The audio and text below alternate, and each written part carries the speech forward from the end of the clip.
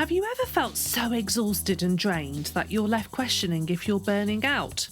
Hi, I'm Flic Taylor, and my passion for burnout and self-care came about when I became a mental health writer who'd lost her mental health to extreme burnout. I know, the irony is not lost on me. Join me as I host Everyday Burnout Conversations, the honest podcast that shares the stories of others from all walks of life as they recover from, manage and avoid burnout by prioritising their mental health and well-being. Expect to hear fascinating conversations, plus positive and actionable tips and tricks that can help you make the simple life changes your mental health will thank you for. Episodes will be delightfully wrapped up in some epic truths and great humour. So, enjoy! In today's episode, I chat to Sarah Tobin about the benefits of emotional freedom technique, or tapping as it's also known, and how we can use it to overcome burnout and trauma. If you haven't heard of tapping before, you're in for a treat. You're going to find this episode absolutely fascinating, as it's often known as acupuncture without the needles. Studies have shown EFT is extremely effective in releasing past trauma and managing day-to-day emotions that arise, as it can really help alleviate symptoms of depression, anxiety, postnatal depression, PTSD, physical pain, and much more. Sarah shares how she discovered tapping when she was suffering severe PTSD following the loss of her first baby, Alice. Sarah's been tapping for 6 years now, and now trained in EFT, Sarah works with women to release birth trauma, ancestral trauma, limiting beliefs and deep emotional blocks. Sarah hosts the podcast Tapping Into with Sarah Tobin, which explores spiritual, natural and alternative practices. Sarah also runs Tapping Into Motherhood, a membership and community with resources to help mums or mums-to-be on their journey. Now this was, it was a fabulous chat. We go deep. Oh my goodness. We really do go deep in this episode and delve into the ins and outs of tapping as we discuss how we can use it to overcome burnout and trauma. So without further ado, let's crack on as I welcome Sarah Tobin. Oh, Sarah, it is an absolute treat to be able to talk to you today. It's really interesting. This is where I really want to chat, because I found your work maybe a month or two ago, and your Instagram is incredible. Like, your grid, it's so, it's just this wealth of information, but it's just so lovely to discover and, go through.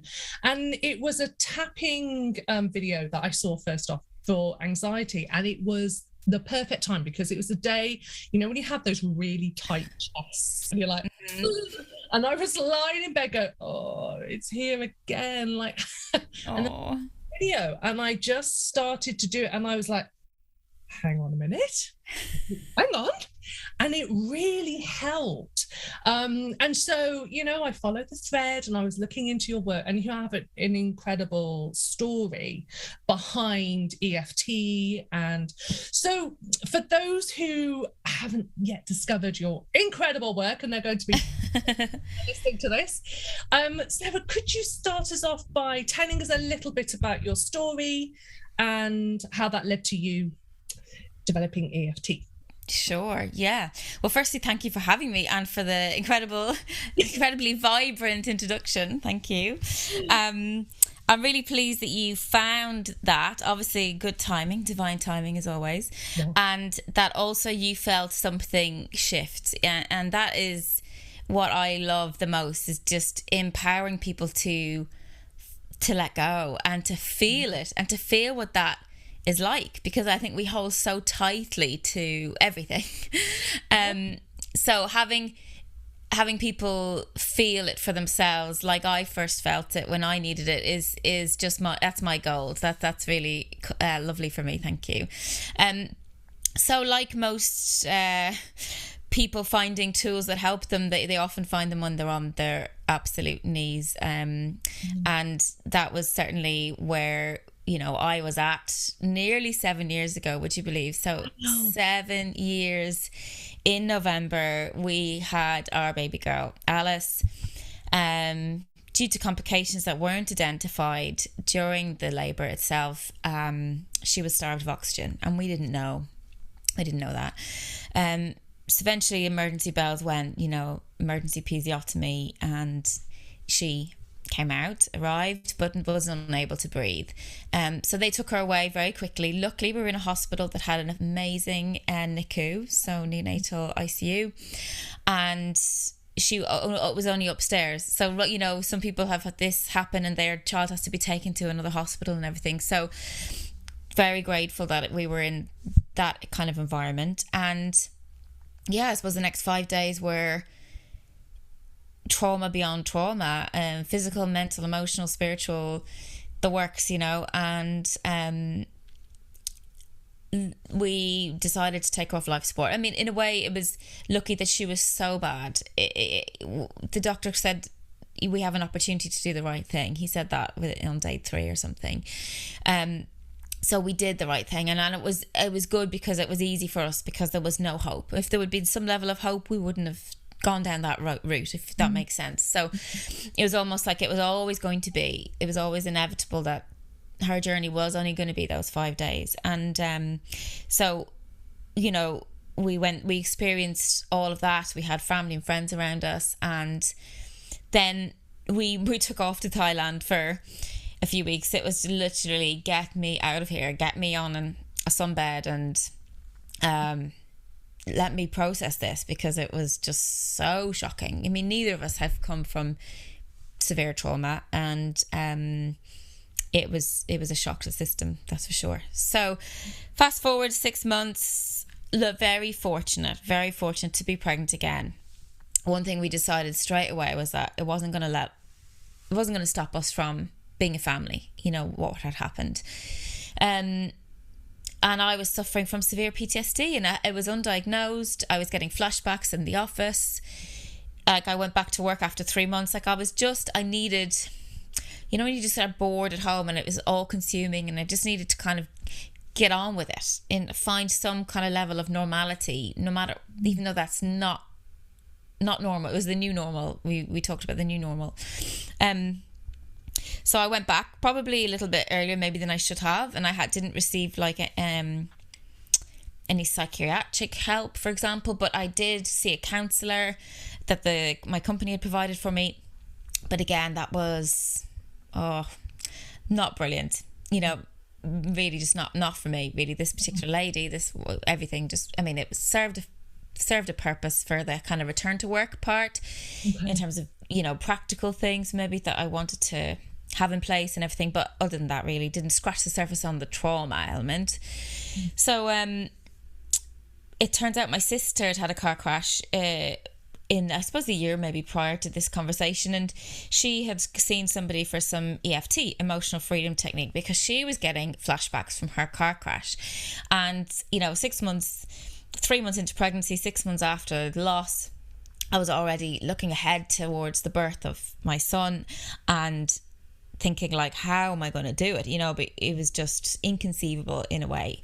So that's when I decided I really needed help, and I went privately. I just, I do everything privately, really. I do, luckily, I do everything really alternatively, to be fair. So I kind of was seeking that other path. It never actually occurred to me to go to the GP, to say what was happening.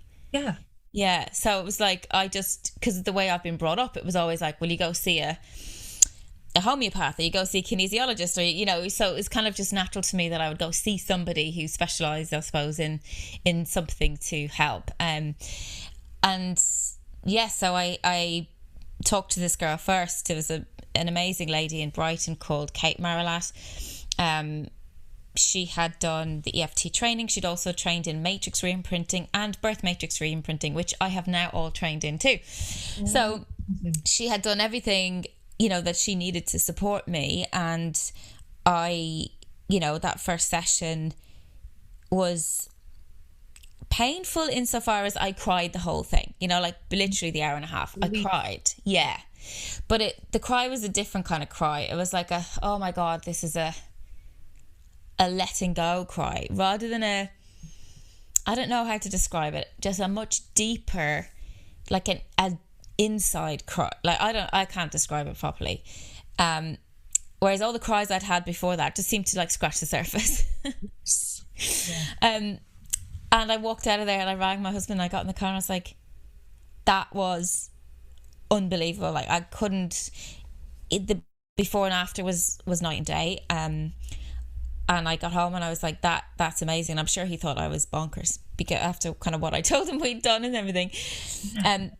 But so kind of that really got me on this path. I mean, that's 100% me experiencing EFT or tapping in a bid to heal deep trauma, and then subsequently go on to do a whole lot of other things for me, has put me where I am now, because I was like, why is this not being shouted from the rooftops? Like, seriously, why is no one talking about this? Because at the time we're talking 6 years ago, right, as well. Yes. I was scrolling my Instagram and people were saying how they were overwhelmed, or how they were in motherhood, you know, how they were overwhelmed or anxious and exhausted, and I was going at home shouting at my phone going, I know something that can help. Like I know a tool that can help. And then I started to Google tapping for mums. I Googled tapping for mums and nothing came up. And I Googled the YouTube videos and I was like, this is interesting. There's no one doing tapping videos for mums. It was tapping videos for other things. There's Brad Yates, there's Dawson Church, there's the Tapping Solution guys, Nick Ortner, Jessica Ortner in America. But none of them felt like they spoke to me at that moment in time. Like they weren't my age, my gender, they weren't moms. And it was just like, oh, okay, interesting. And then I was using it for myself. I was following along. I bought books. I was using it myself. And I realised, God, yeah, this is very powerful stuff. Not just for big trauma, but for just everyday emotions, everyday overwhelm. And eventually then I got pregnant again with another baby, a second son. And at that point, something clicked in me and I was like, I'm going to train in EFT. I'm going to do tapping for mums. And I'm going to use my birth with Josh as a guinea pig. Okay. I'm going to guinea pig this birth. And because for Casper, I had a planned C-section. Yeah. And that was like I was all I could do at that moment. But 3 years on from that time, 2.5 years on from that time, I was like, no, I've changed. I have healed a lot and I have moved on. And I think I could do a VBAC, vaginal birth after cesarean. Yeah. A natural birth. And because that's what I kind of had. That's what I'd had with Alice to start with. But then, obviously everything else takes over. But like, that's what I'd always wanted. And I had experienced that. So came back around, I went back to Kate, did more healing therapy with her, worked on releasing the disappointment of the birth itself. Previous work I did with her was on the loss of Alice and the trauma of the experience that we'd had. Yeah. But it was all post-birth stuff. So we actually did I was let down by the staff. So we did a lot of that, I suppose, mistrust and releasing a lot of that kind of thing, in order to build me up to the Josh's birth. And so we did techniques that she uses and now I use with people, which is visualizing the birth that you do want and playing that almost like a movie to your baby, communicating with your baby, taking them through this movie like you're both watching it together. Like, this is what's going to happen. We're going to work together, and it was exactly as I had planned, down to little details, which obviously were my choice, but I brought those in. I brought the music in that I'd visualized. I brought my crystals in. I brought my oils in. I had affirmations, and I tapped a lot, particularly in the final stages, and while pushing, I tapped on the collarbone points, which are related to anxiety and the kidney and the production of your cortisol and adrenaline and stuff. So that I felt very empowered, very strong, and afterwards I felt like a superwoman. So yeah, that was my proof that it could be done, that you could experience absolutely horrific birth trauma, baby loss, etc., and still go on to have a very rewarding, empowering natural birth or the birth that you want. Amazing. What really stood out for me there, where you were talking about that in that first session, where it was a cry that was different from the surface. It's almost like it's a cry from the wound as opposed to the scab. And I think in healing, and this is kind of my journey at the moment, it's that they're two very different things, aren't they, Sarah? Yeah. What I love about your work is that, just the fact that EFT, it's the acupuncture pressure points, but without the needles. And so I can remember doing one of your first videos, and you start off going, I am safe. And literally when I did that, my whole body just tingled. Wow. And I thought, oh my gosh, like how many of us are, well, I think a lot of us are just going about our day, just merely trying to survive as opposed to thrive, aren't we? And I think if we can just that literal moment of saying I am safe, it's huge. It's huge. Absolutely. I think a lot of us are suffering from trauma that we don't understand or have ever acknowledged. And because trauma it's not just the big, cataclysmic events in your life. It is sometimes the small T's, the small traumas. We talk about big T's and small T's. The small traumas over and over repeatedly can be much more damaging. And also we have ancestral trauma, which we can maybe come back to later. So we kind of we have layer upon layer of events in our life that are causing us to believe something, and everything in my work is coming back to our beliefs, and everything that I'm doing is just revealing itself to me that the belief about who we are, what we can do, what the world, the position of the world and the people that are around us, our belief about everything in life creates our life. It shapes our life. It informs our resilience. It informs how we react to trauma. You and I could have the exact same thing happen. We could be in the same car crash and we both react very differently based on our belief system. Right. And because if I believe the world's not a safe place, I'm going to freak out in a car crash. I'm going to presume the worst. I'm going to think I'm dead. But if you don't have that belief, you're going to be like, oh God, that was just a little scratch. We're so lucky, aren't we? That's great. Yeah. Yeah. There'll be the catastrophizing versus the optimism almost, because of how we interpret the world around us. Our belief system is a safety system.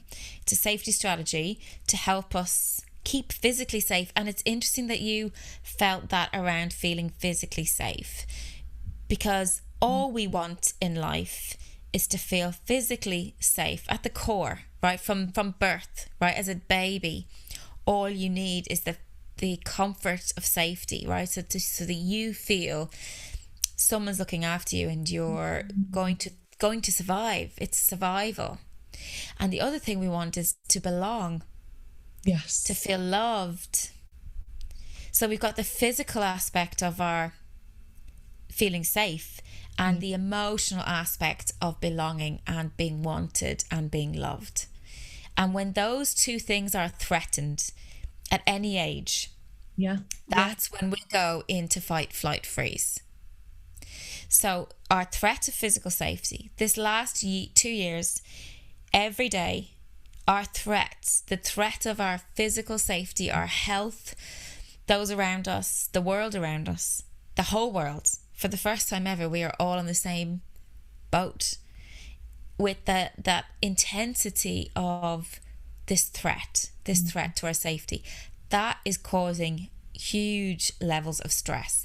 Now, for those who are running the narrative, I'm not safe, the world's not a safe place, then that is going to be a much more visceral, traumatic experience for you having over the past 2 years, because you're interpreting it from the lens, I call it like the Instagram filter of your belief system. So the world around you, this COVID experience, you're interpreting it through your belief system of I'm not safe or the world's not safe. That's going to heighten your stress response and your fight, flight, freeze. Whereas someone who doesn't have that naturally wired within them, that you know, I'm not safe, won't feel that fear as intensely. They'll still feel it because everyone's feeling this fear. I think it's very hard to avoid, and people are working very hard with all the tools, tapping, meditation, breath work, sea swimming, all these things that are taking off now. Yes. People are using to ground, to bring their attention in, to let go of fear, to let go of anxiety, and to start to try and feel safe in a potentially unsafe environment. Oh my gosh, so that's so powerful. I'm just thinking, because I'm sure a lot of us in our lives have people, if this doesn't resonate with you, I bet you have observed loved ones, co-workers, friends who react differently to situations to you, and it's having that compassion for them. Yeah, totally. That would be very difficult to deal with. And certainly the pandemic has it's just turned everything upside down. My goodness. See, those listening are like, oh, do you know what? I think there's some comfort in it because you're not mad. You're not, your subconscious is hardwired to keep you safe. Yes. It's the reptilian part of your brain. It's the ancient part of our human species that is keeping us safe on a daily basis, minute by minute. Some people will be growing up in very traumatic circumstances. Like, look at all the Afghan situations killing me at the moment, because the trauma.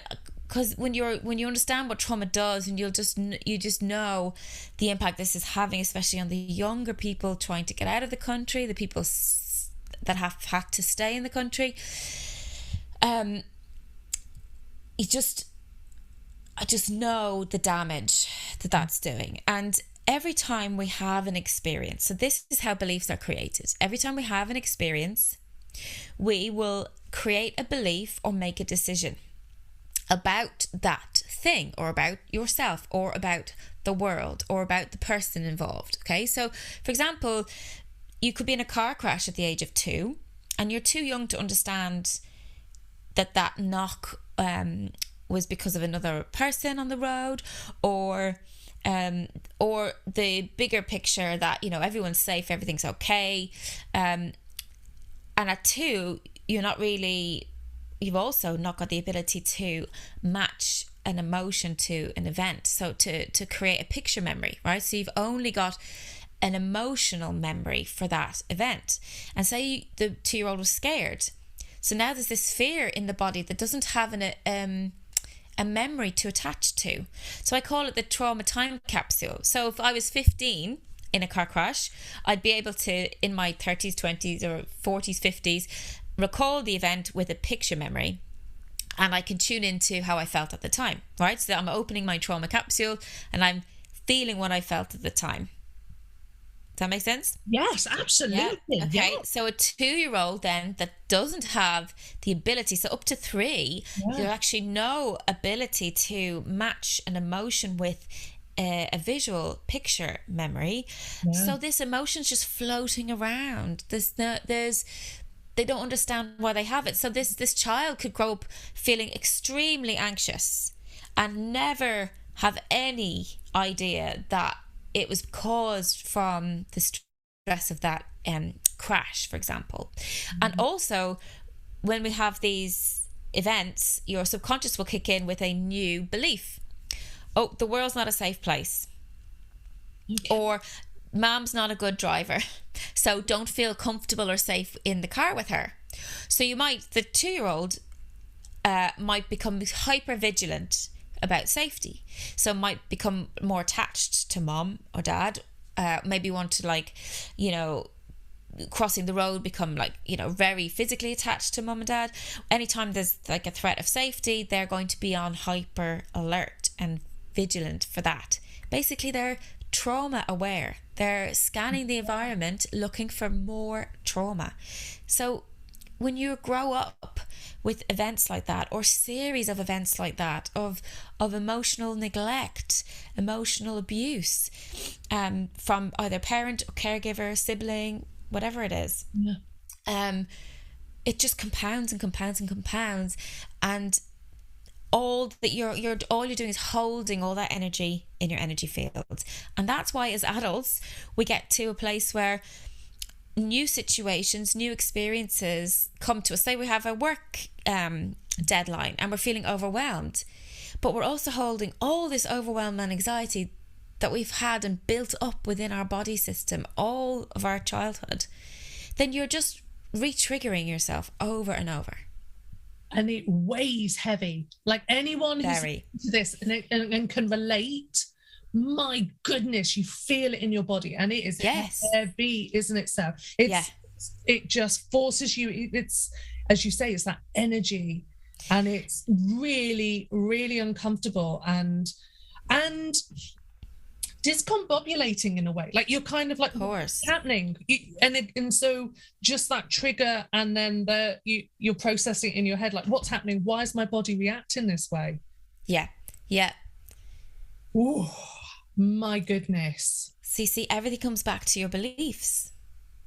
Everything comes back. So burnout, the topic of burnout. Yes. You know, the overwhelm, the stress, the pressure of day-to-day things at a certain point in your life can just become too much because you haven't let go of things that you have experienced prior to that, and your belief system is hardwired to be maybe more self-deprecating or negative, or depressive, or just not positive. It's very rare you speak to someone who's experienced burnout and they haven't had that like negative internal narrative. And it's very rare you speak to someone who's experienced burnout who has had good boundaries.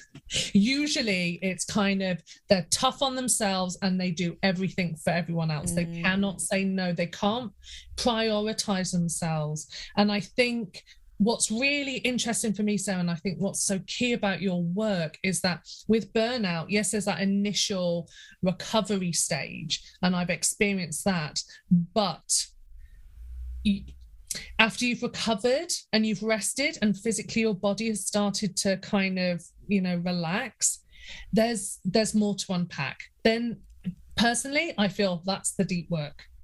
But it's work you can't do necessarily on your own. No. And I love what you're doing and how you're helping people in your membership, because first of all, you don't want to be alone. So to be in a community or to have someone who's like, I see you, don't worry, I see you. That's huge, isn't it? Yeah. It's huge. But everything you talked about, it makes complete sense for burnout. Yeah, totally. And burnout is just a symptom of the underlying cause. And the underlying cause, sometimes we can't identify that, because when I did my birth trauma training, for example, the lady who created it because she was attracting a lot of people who had traumatic births themselves. So when they came into the world, they experienced a traumatic start. And she was seeing that come out in women in their and men in their 30s, their 40s, coming out as anxiety, overwhelm, burnout, stress, and she was able to root it back. She mapped it back to their own birth. Wow. So we are conscious beings in the womb. So our in utero experience is important. And we maybe haven't given enough, maybe there hasn't been enough evidence yet, but it's all there now, but we just haven't given enough awareness to the in utero experience and the birth experience on the baby, not just the mum. Right. And going back 30, 40, 50 years now, there wasn't skin to skin. There was nurseries that babies were taken to in the hospitals for the overnight, you know, to give the mum some rest, which is all done in good faith and with kindness and love at heart. There were stories that I heard in my training of American hospitals where they would push babies' heads back in to wait until the consultant came into the room because of the way the system was, the way the money was charged, the way it was operated. They would they had charts on the wall that would have all the list of all the drugs, and it was like, has Mrs. So-and-so had her pethidine shot? Has she had her this shot, her that shot? And if they didn't give it, they hadn't given it, then they wouldn't get the kickback fees for the drug companies.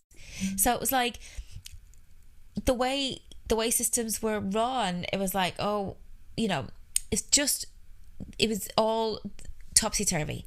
It was led by the drug companies or led by the insurance companies stuff, rather than led by what was best for baby, what was best for mum, etc. And you know, I hope things have changed in that respect in many countries. Certainly I know they have here in the UK and in Ireland and stuff. But it's not inconceivable to think that an average 30, 40, 50-year-old man or woman wouldn't have suffered from some form of trauma. And when I'm talking about trauma, I'm talking separation from mum. That is one of the biggest traumas that you can have. So that little stint of overnight away from mum, not being close to or knowing that mum is present, can be very, very, very traumatic. Other times babies have had long stays in ICU. Again, they're very traumatic. And this is where the nervous system gets damaged. When as early as that, right after birth, a separation or a trauma takes place, the baby can't understand where mum's gone and then this is where the I'm not safe kicks in, and then the stress response kicks in, and so they're flooded with the cortisol, they're flooded with adrenaline, and they don't know how to regulate unless mum's there and her heartbeat to help her. So you can see, if you've had a traumatic birth and your body's been flooded with cortisol and adrenaline, you're going to have a predisposition to stress, I think, because you've come in with stress. And then later in life, stressful times happen, you can't cope with it. And it's not because you can't physically cope, it's because your body has had so much stress in its life that it doesn't know what to do. It's almost just too much. Yeah. My goodness me. Wow. I mean, this is profound stuff, isn't it? Yeah, it's deep. It really is. I mean, I think, you know, we're seeing some of these old structures crumble, thank goodness.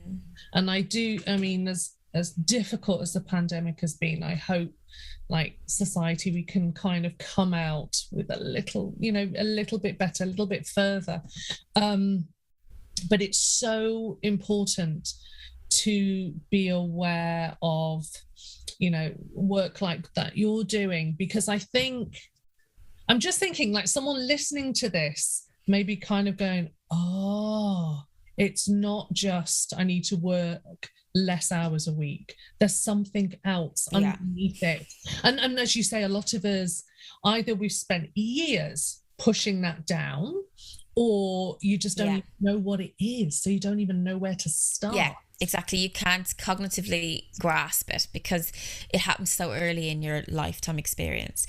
And another thing I wanted to say is that you would think logically that over time, and as you get hindsight and as you learn about your, you know, early life and stuff, and I'm talking, you know, your late teens, 20s, 30s, 40s, that your attachment to a belief that you made early doors would lessen, wouldn't you? You think that because this safety strategy that I needed when I was a baby, that I'm not unlovable, or I'm not good enough, or I'm not worthy, the fawning, you referenced it earlier, people not having boundaries and people pleasing, that's fawning. That is the fourth stress response: fight, flight, freeze, fawn.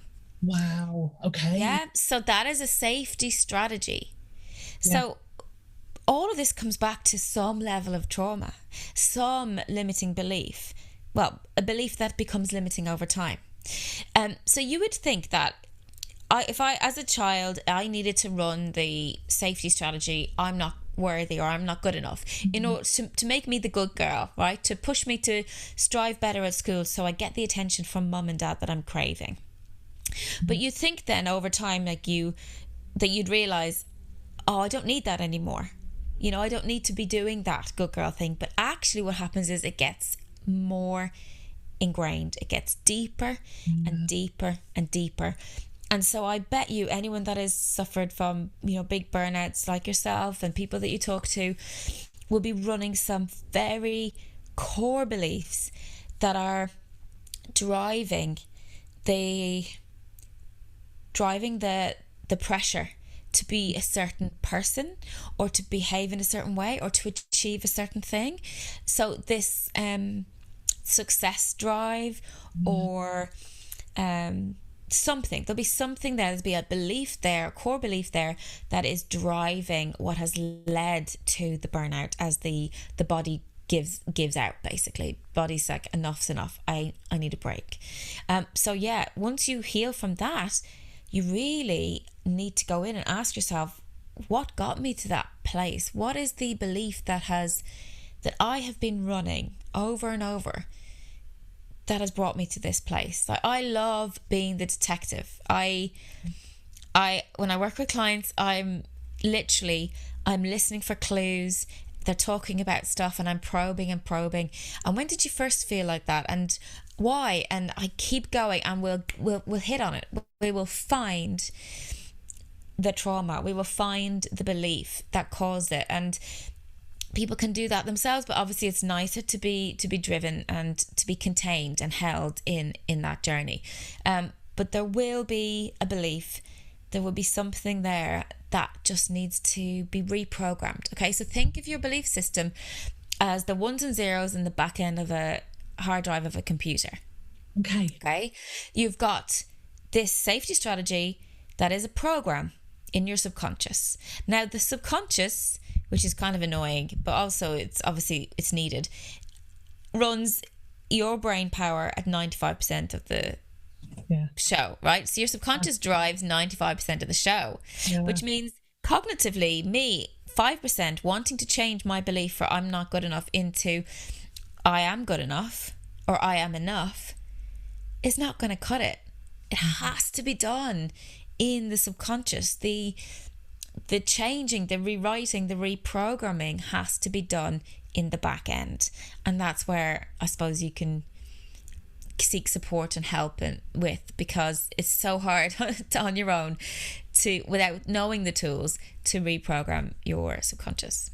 Absolutely. And as you say, like it's so important to talk to someone who can like hold that space for you, because as much as you can, you know, journal, read, you know, kind of educate yourself, I do believe it can only take you so far. What I love about your work and tapping is that the fact that you can have that space to talk and explore, but with the tapping, it's physically telling you you're safe, and it's like that to me is like that double power whammy, because exactly I know, and only through burnout I've realized this, that there are certain situations that my body just physically takes over. I actually, now it happens very quickly and I'm like, wow, I didn't even think it was that bad, and I'm looking at my body and I'm like, wow, you know, it's really interesting. But I think with tapping, if you can do that, but to work with someone like yourself, it's having that, what, you're just covering all your bases. And yeah, you know, I mean, tapping in itself is amazing, because it's a everyday self-help tool you can do to manage your own emotions. Remember, emotions are just energy in motion. We're meant to experience them and we're meant to let them go. Energy in motion. Yes. Okay, that's what it is. That. And you mentioned earlier how heavy it feels, right? So there's a frequency to energy. So love, you can imagine love is a light, sparkly, floaty feather. And the opposite end of that is fear.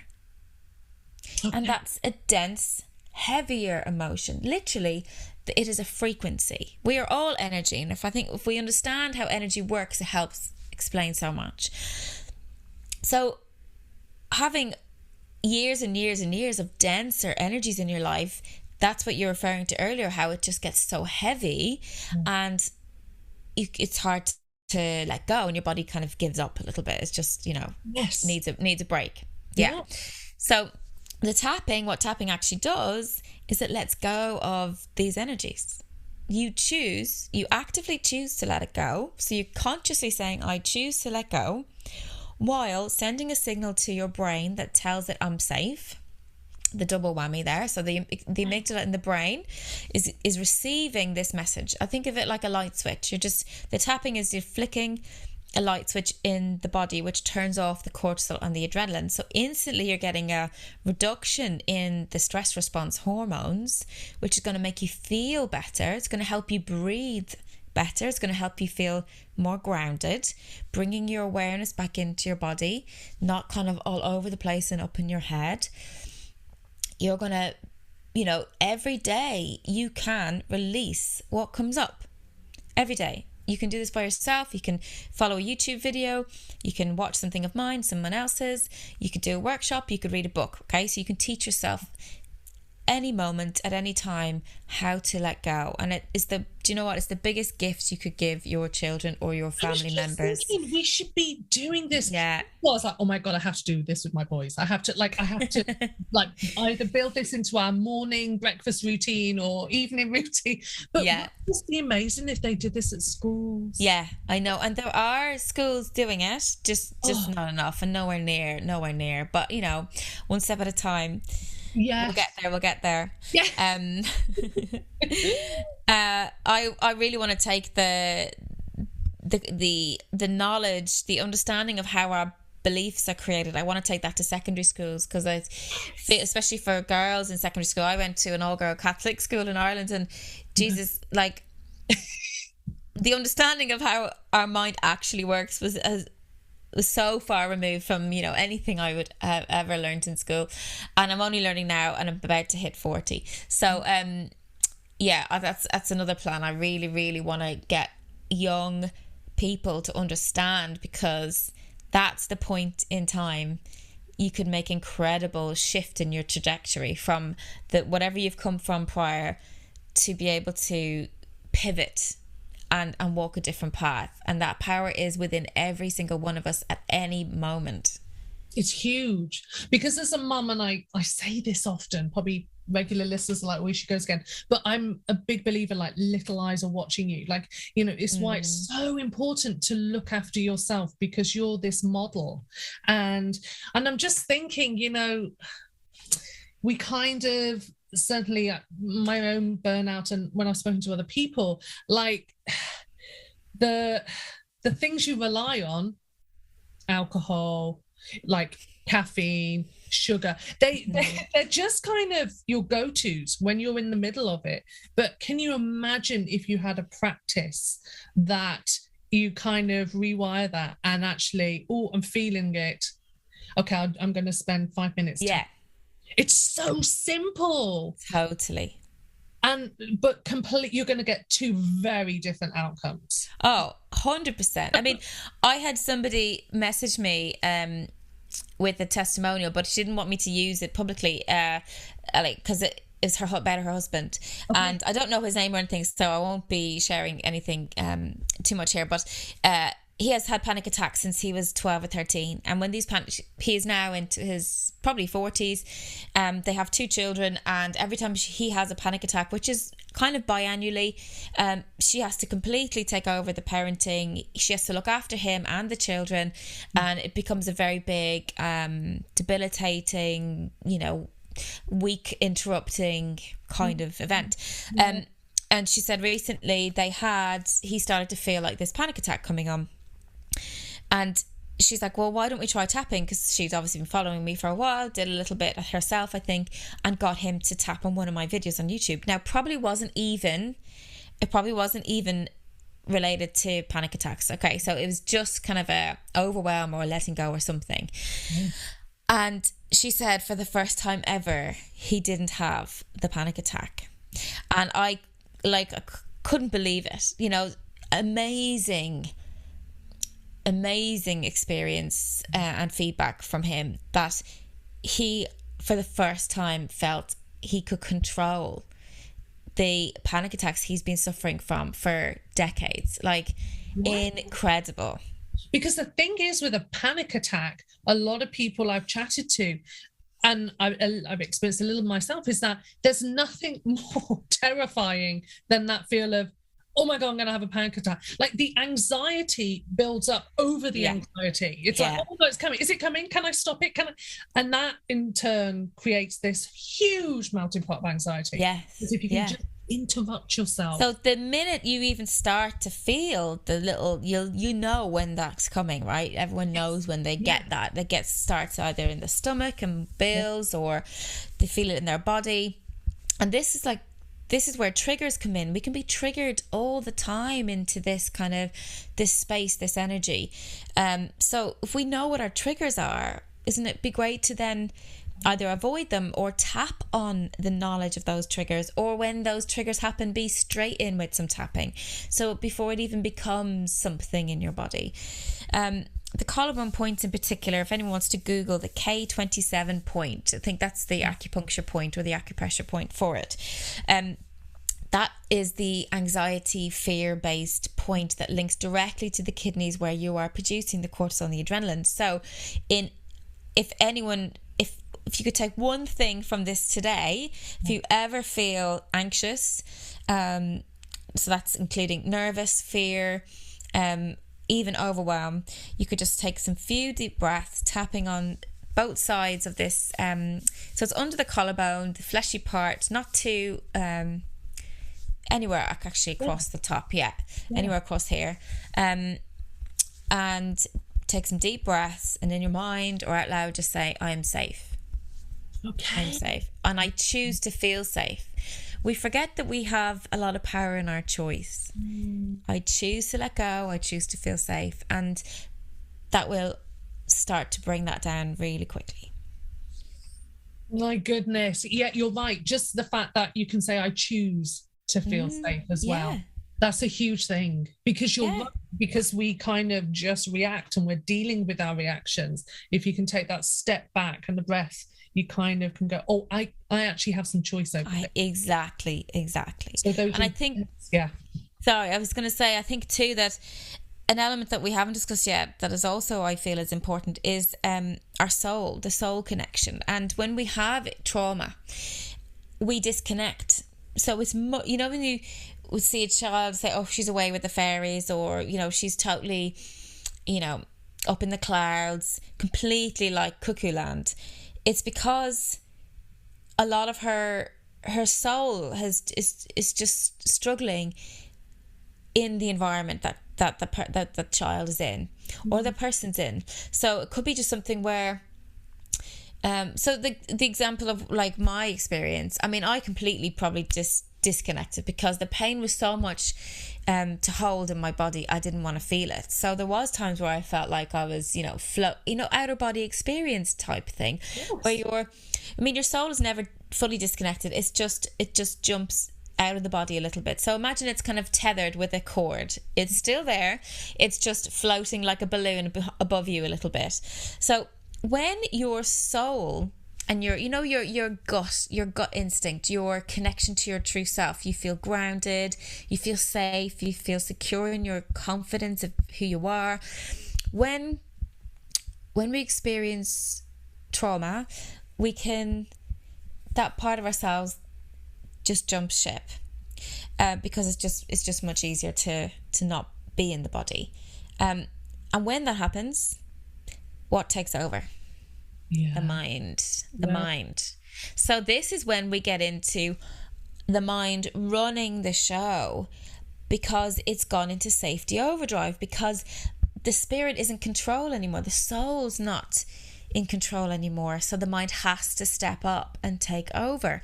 And that's where you go into your anxiety spirals, your negative beliefs become stronger, louder, your inner voice becomes more annoying, more critical. it's because you've disconnected from your soul, your spirit. So there's also work to do to reconnect to your true self, because as we experience trauma, we become further removed from who we really are. Right? Who we really are isn't the belief that I'm not safe. That's not who we came into this world as, right?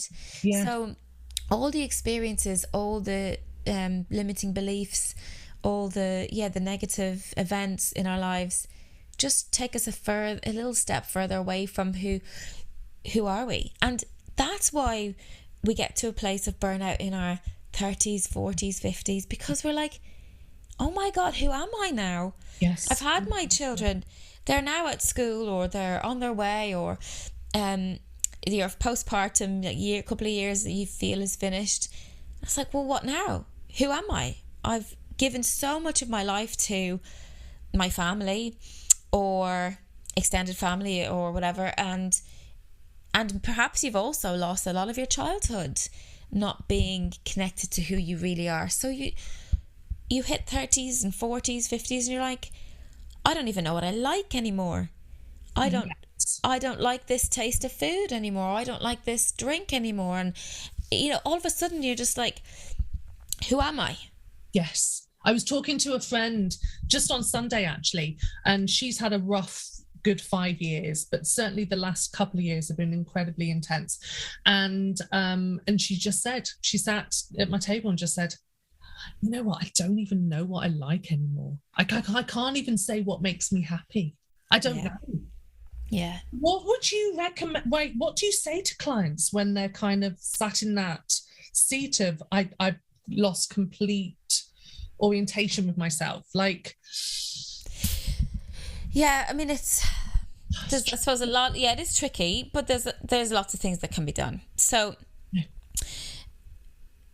going inside, going within, grounding, breathing, tapping, journaling, meditating, grounding practices like standing with your feet on the earth, sea swimming, like shifting energy, releasing, healing, letting go. I mean, all of those things will get you to a place where you will know yourself again. But it's not a quick fix. It's not an immediate thing. And you might need help along that path. Like, you might need an energy healer to help you connect and call.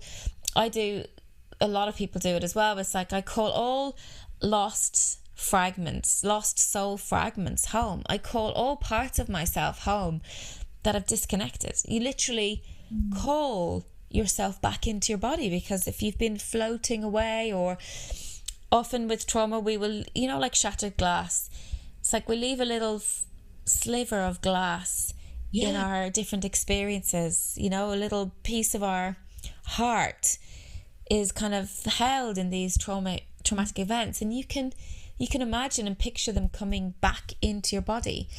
I suppose it's a bit like spiritual embodiment. You want to reconnect with your true self again. Your true self is your soul, your spirit, and bring that energy back into your physical body. So there's heaps of practices that can help with that, like even yoga, somatic movements, trauma release exercises. It's where you do shaking to release trauma. You might enjoy that. It's a good one. Tapping can help you feel grounded, mindful, releasing, shifting. And then you need to also look at your belief system. You need to look at, like, what do I truly believe about myself? I'm listening to this, and none of this is too difficult, Sarah, because I'm thinking it just goes to show how it's innate within us. Like when you just talk about the shaking, how many of us kind of have a rough day and go, oh, or you've been in contact with someone and you're like, oh my gosh, that was a very... Shake it off, yeah. You shake it off. And also how you protect yourself by just removing your mind, and you kind of go off with the fairies, and you... Like, all of these things actually come quite natural to us. So totally. It just goes to show, if you're feeling really lost, that bringing those back, it's not a an unrealistic thing to do. It's you can do it. And absolutely. And we are naturally made to self-heal. Oh, right? I love that. Every day our cells regenerate. Oh. We have proof in the physical change of our cells. Every day we heal. So we don't need anyone outside of us to fix us. Yeah. We have got everything we need inside of us. We just need to know where to look. We might need some tools to help us to reconnect, and maybe a guide, or like me or somebody else, that would, give you the more knowledge about how your mind works, and knowledge about how energy works. That is really impactful. Yes. All of this is absolutely possible. Because, when we've both been there, where you can't even see out of the dark, not alone thinking you're ever going to leave this space. Yeah. But if you're listening to this, it is absolutely possible. There is light, and more than light, at the end of the tunnel. And it is I know this sounds possibly flippant, but I believe that it's a gift. Hitting rock bottom is a gift. It's a gift for you to really know yourself, to connect with yourself, to see how strong you are, how resilient you are, how loved you are, powerful enough to heal, powerful enough to inspire others. Like, if you'd said to me 7 years ago that this would happen and I would be talking to you now about this, I would have been like, you're having a laugh. No way.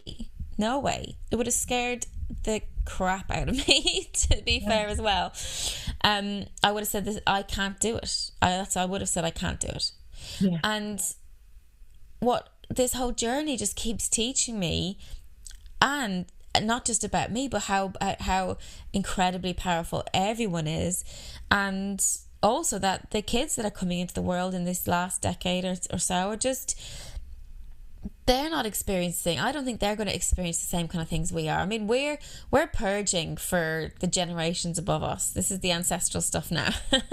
Yes, and I'd love you, if you have time, I'd love you to touch on that, because it's interesting when you speak about, earlier on, we were chatting about how people respond to stress. And I think a lot of people listen to this can see older generations in their family and their kind of their circles, and would maybe kind of go, oh, and you can have that compassion. But I would love you to talk more about this, because this is fascinating. Yeah, it is. It's something that nearly comes up with every client, and I find it so fascinating too. So we explained trauma. We talked about trauma, and we talked about our belief system, and how we also carry dense energy when we have an experience that's negatively impacting us. We will have an emotion about that, a negative emotion. So now our generation is actively talking about our emotions, right? We are seeking out support to help us release our emotions. We're writing, breathing, tapping, yogaing. We're doing all this stuff. Go back our parents' generation.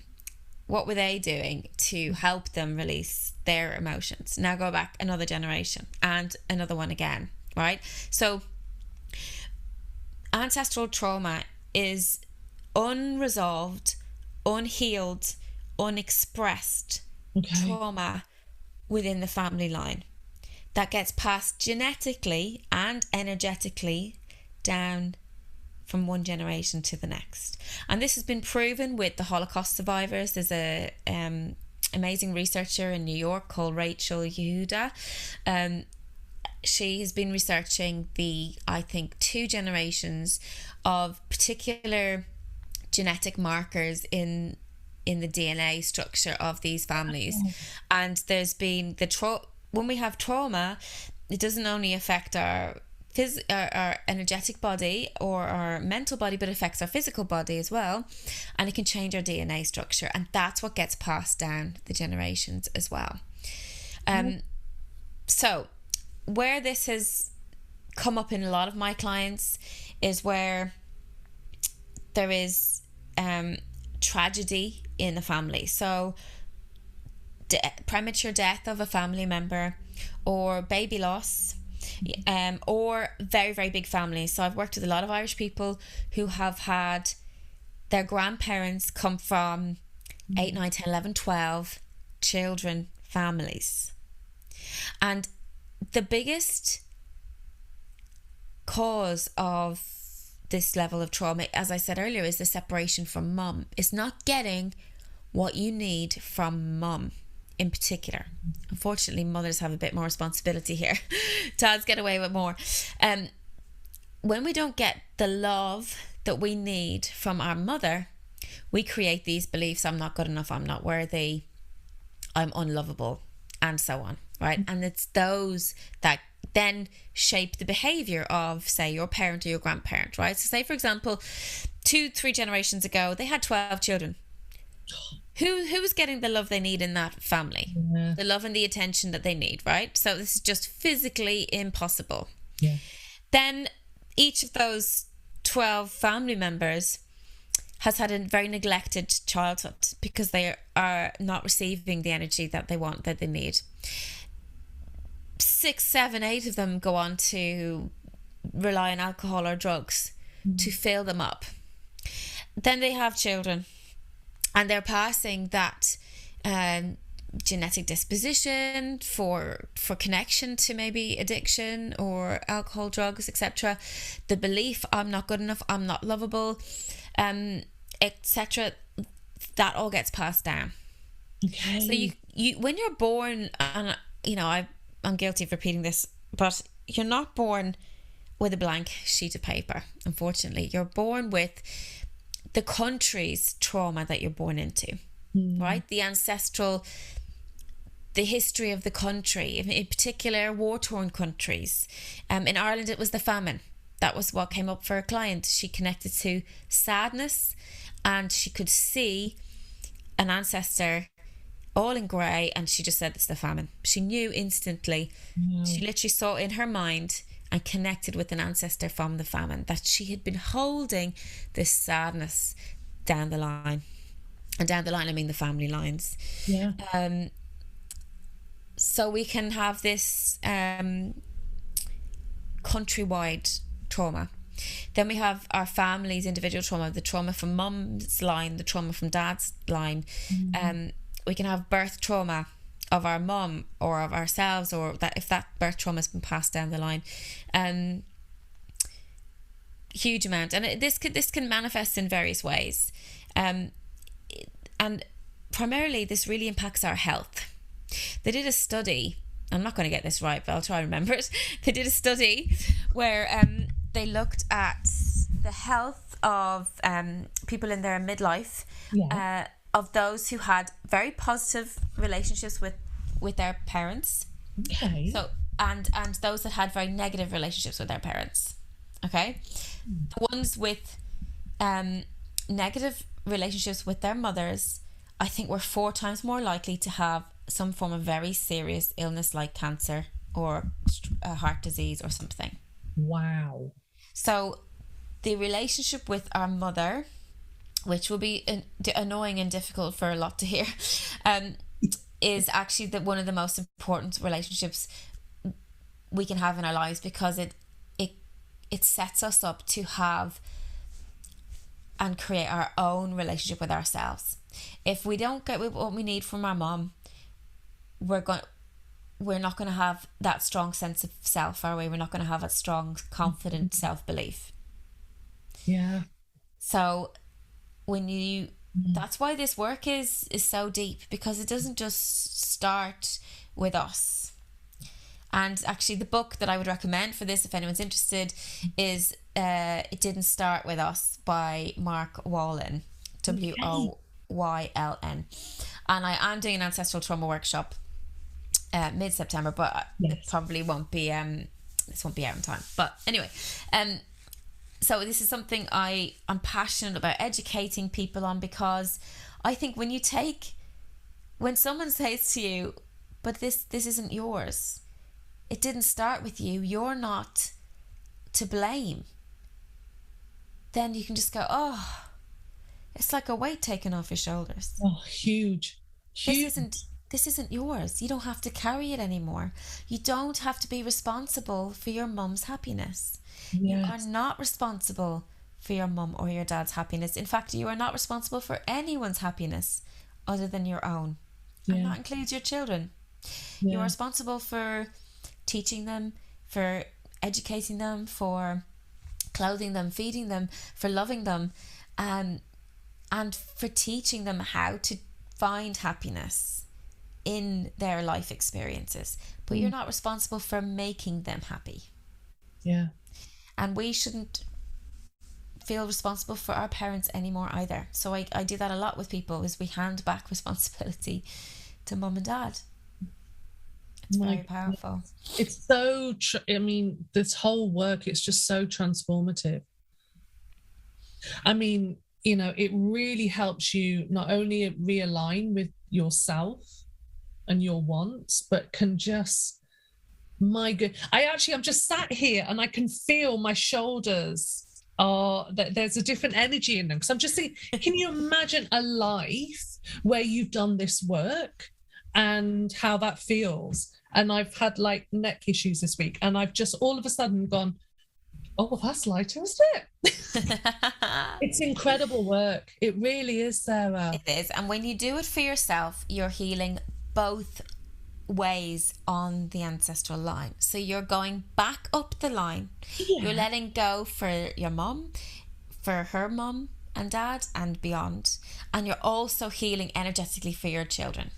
Oh my. Or your children to come in the future. It doesn't matter if they're here or not already. Think about energy. Take time as we know it out of the question. Imagine you're just all together in a capsule, and as I do the work, there's a ripple effect in both directions. As I release, back up my family line is released, and down my family lines for generations is released. That's why this is the generation. We are the generation doing this hard work, which is why I feel the generations to come won't have to do as much of releasing as this. If we can get more people to let go, then less shit will be passed down. Yes. And releasing is hard. It's not just. But it's not as hard as you think it is. Okay. It's not, because it's a choice. And with tapping, you just say, I choose to let go now.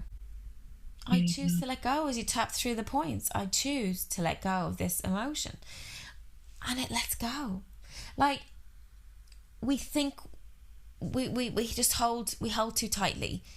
But again, we hold. I have the choice to hold, and I have the choice to let go. Oh my goodness, Sarah, just that in itself. We don't have to carry anything. I don't carry grief. I don't. Okay. And, would I change what we went through? No. Of course.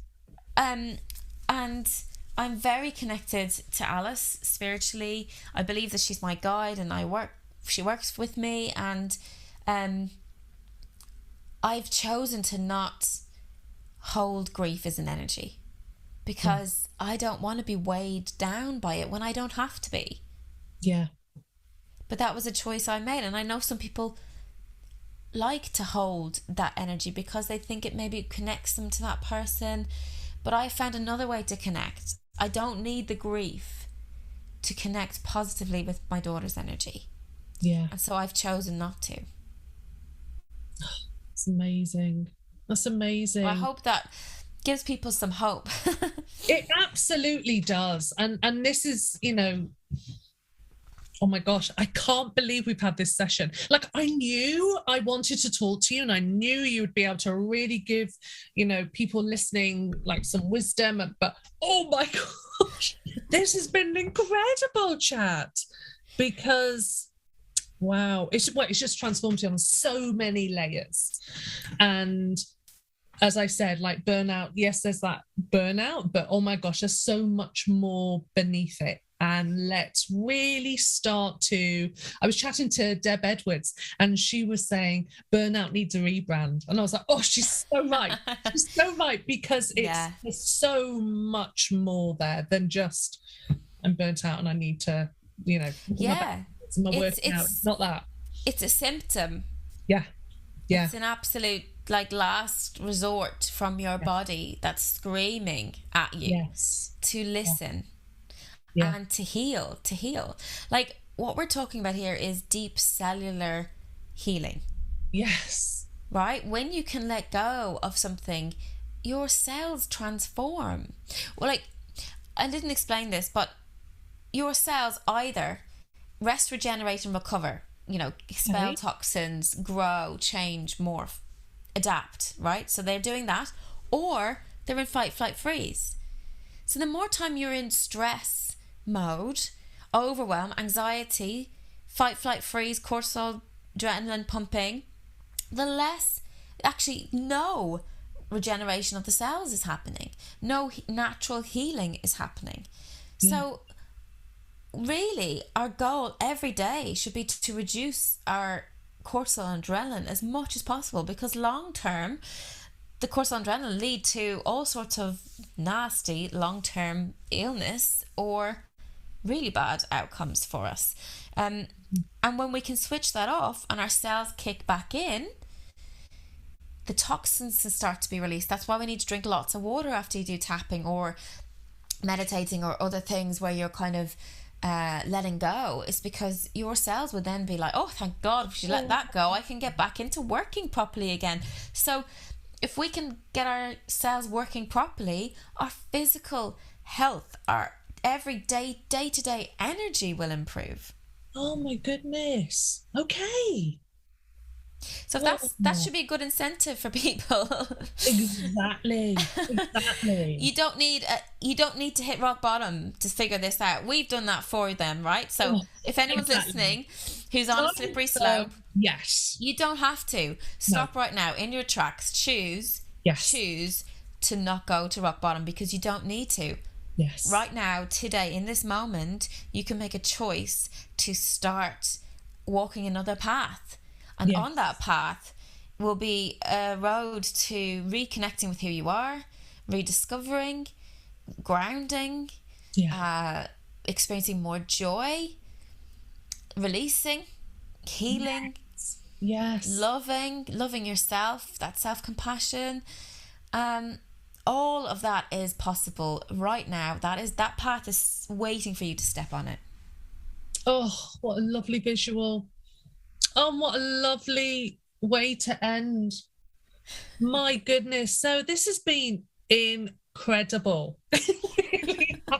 I knew it'd be good, but oh my goodness, it's been fantastic. It really has. Now, you do one-to-one work with people, but could you explain a little bit about your membership? I'll put all the links in the show notes. Oh, thank you. I'd love you to chat about your membership so people can get more of an idea of sure. I mean, it's called Tapping Into Motherhood, which I suppose is a play on, what I do is tapping.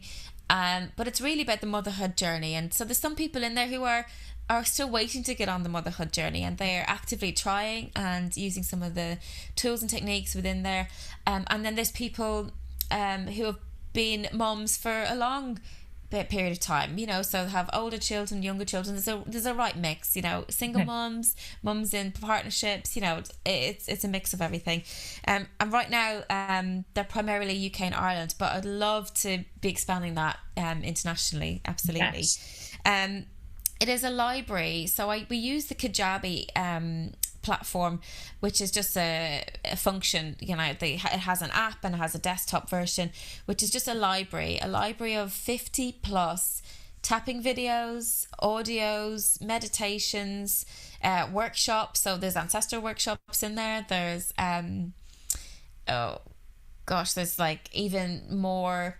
Sometimes I connect to goddess energy, so we've got Mary Magdalene workshop in there. There was a Lionsgate portal, so I sometimes bring in the astrological events into things, and I've also got a 4-week mindset and manifestation course, because as I talked about earlier, how we think creates everything in our life. And when you want to actively create something, when you want to manifest something, you really need to start by looking at what beliefs you're running, because that is, you are what you think, basically. Yes. Play on you are what you eat. You are what you think.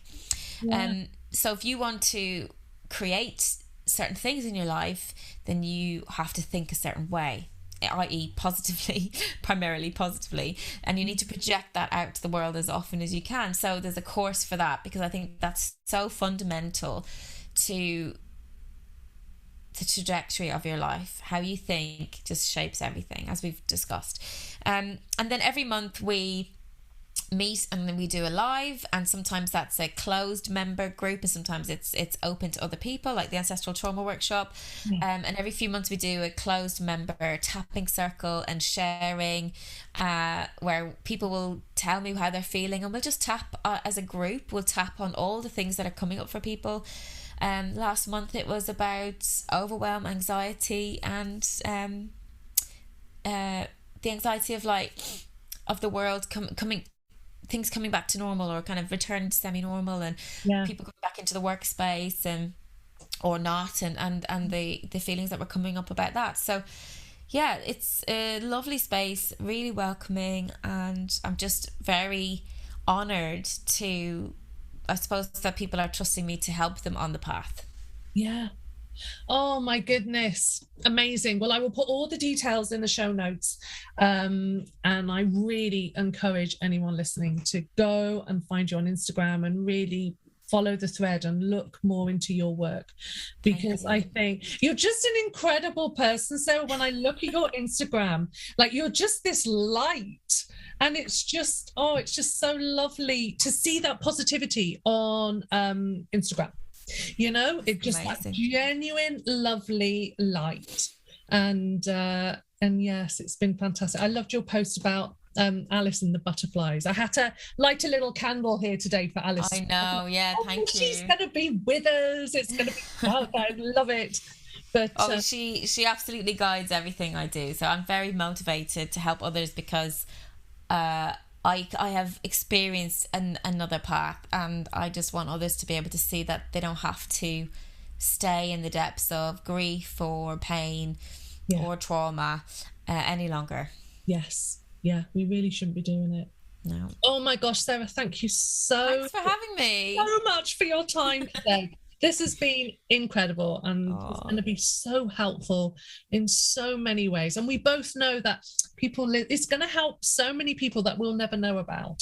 People we'll never know, but they are going to be so inspired by what you said today, and they're going to go on their journey. And it's just, that sends goosebumps up my arms. And you're like, oh, lovely. Fantastic. Gosh, I love it. Thank you so much. Oh, thank you, Sarah. And you take care, and thank you so much. Thank you so much for listening to this episode of Everyday Burnout Conversations. Please check the show notes for any links to items discussed today, and the original music and sound editing is by Chris Taylor. If you've enjoyed this podcast and have a spare few minutes, then it would be absolutely amazing if you could leave me a happy starry rating and review. It really does help this podcast reach a little further, and I'd just love it to land in the lap of those who, like me, last year are perhaps feeling isolated and lonely in their burnout struggle. Please note, this podcast is not intended as medical advice. Remember, you matter, so don't hesitate to reach out to your doctor or mental health professional for support if you're having a rough time. Wishing you a great week, and take good care of yourself. Bye for now.